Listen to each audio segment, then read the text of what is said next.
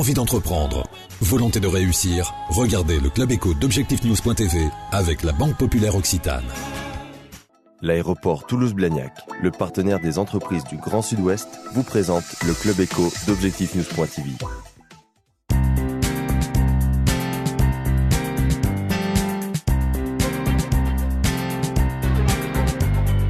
Bonsoir et merci de nous rejoindre sur Objectifnews.tv. Ce soir, nous accueillons Jean-Michel Martineau. Bonsoir. Bonsoir. Vous êtes le PDG du groupe Intercaoutchouc. Pour commencer, est-ce que vous pouvez nous présenter votre activité ? Oui, alors Intercaoutchouc, c'est un petit groupe régional qui comprend deux sociétés.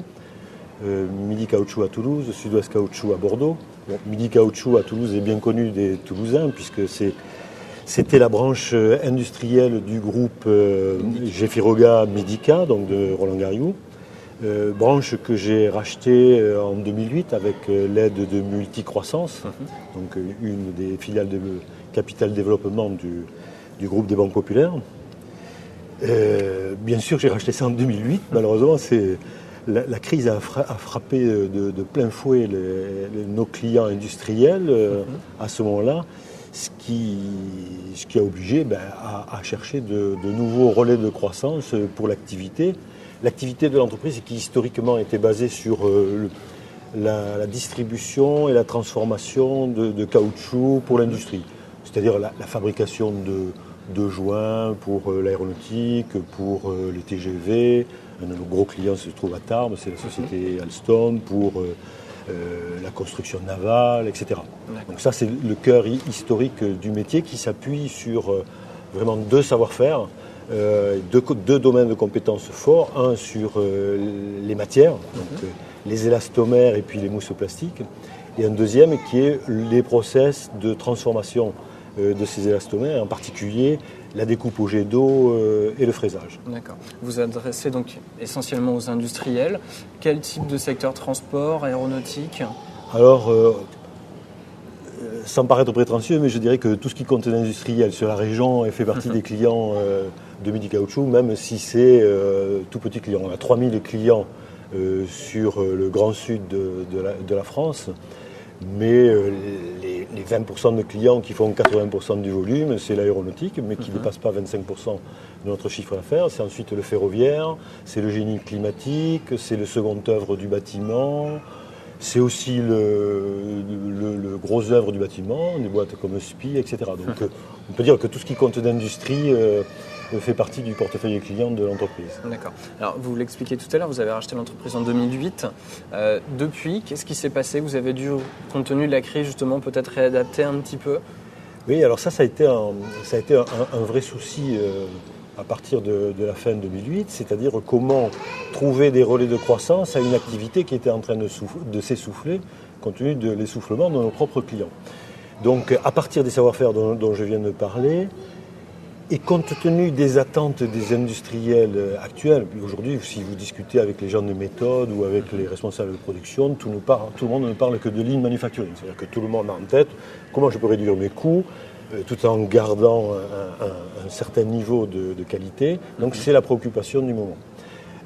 Donc nous, on a développé un certain nombre de solutions techniques qui s'appuient justement sur les qualités intrinsèques de nos matériaux et sur nos savoir-faire, pour apporter des solutions concrètes à cette préoccupation-là, c'est-à-dire comment contribuer à l'amélioration de la productivité et à la réduction des coûts. Concrètement, vous leur faites du sur-mesure finalement. Alors c'est du sur-mesure, puisque par exemple on fabrique ou on aménage plus exactement des servantes, des caisses à outils, des caisses navettes. On a par exemple fait pour l'usine d'assemblage de la 380 un certain nombre d'aménagements pour les servantes qui contiennent les outils des compagnons sur la chaîne d'assemblage. Mais chaque servante peut être différente, puisque le compagnon accomplit un certain nombre de tâches à un moment de la chaîne, et un autre compagnon va faire d'autres tâches sur cette même chaîne. Donc il faut adapter les découpes aux outils qu'utilise le compagnon. Donc c'est vraiment du sur-mesure, et du sur-mesure parfois pièce unique. C'est-à-dire que, et c'est un des avantages de nos outils industriels, c'est leur flexibilité qui permet à des conditions économiques intéressantes, de faire du sur-mesure, de faire de la pièce unique. D'accord. Quelle est votre spécificité par rapport à vos concurrents ? Alors la spécificité, ça tient à notre équipement, c'est-à-dire qu'on a beaucoup investi dans l'outil industriel, on est équipé de machines de découpe au jet d'eau, qui sont des machines extrêmement performantes et qui permettent de faire des choses extrêmement compliquées d'une manière très souple et très flexible. On a investi dans les logiciels, puisque aujourd'hui tout le monde veut les choses être livrées très rapidement, donc ça veut dire qu'il faut être capable de traiter rapidement les commandes. Et on a investi dans les hommes et dans leur formation, et je dirais un peu plus, dans leur motivation.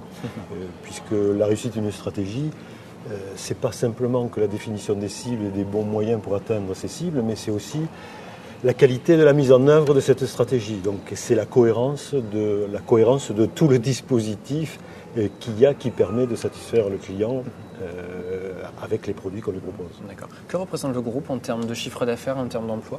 Alors aujourd'hui, Intercaoutchouc, c'est environ 6,5 millions d'euros de chiffre d'affaires. C'est une cinquantaine de personnes. Donc sur 2 sites. Sur les 2 sites, environ 30 personnes ici et 20 personnes à Bordeaux. C'est une progression puisque notre année, nous, s'est achevée fin octobre. Donc c'est une progression cette année de 6,5% de l'activité par rapport à l'année dernière. Mais plus intéressant par rapport aux axes de développement dont je viens de vous parler, qui représentent aujourd'hui 20% de notre business, la progression de cette activité-là est une expansion à 2 chiffres. Donc on peut parler de bons succès dans cette diversification stratégique de l'entreprise vers ces nouveaux segments de marché. Vous parlez de progression, il va aussi y avoir une progression géographique. Vous adressez essentiellement, tout au moins pour l'heure, à la partie sud de la France. Je crois que vous venez de participer à un salon qui préfigure un peu ce que vous allez faire. Maintenant, vous visez le reste de l'Hexagone, c'est ça ? Alors vous avez tout à fait raison. Aujourd'hui, on fait à peu près 75 à 80% de notre chiffre au sud d'une ligne La Rochelle-Marseille. Et notre volonté, notre souhait est de se développer donc, dans un premier temps à l'échelon national, mais aussi international. Donc c'est la raison pour laquelle on a développé cette année une grande campagne dans l'usine nouvelle. On vient, comme vous venez de le dire, d'assister à un salon, le premier salon mondial de la sous-traitance à Paris. On a développé un site internet entièrement dédié à cette nouvelle activité qui connaît un bon succès en ce moment. Donc voilà, il y a une vraie volonté de développement en dehors de nos bases historiques. Jean-Michel Martineau, merci. Merci à vous. Et merci de nous avoir suivis sur objectivenews.tv.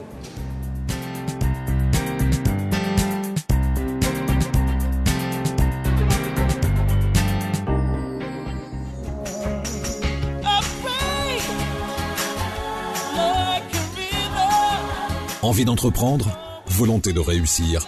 C'était le Club Éco d'objectivenews.tv avec la Banque Populaire Occitane. L'aéroport Toulouse-Blagnac, le partenaire des entreprises du Grand Sud-Ouest, vous présente le Club Éco d'objectivenews.tv.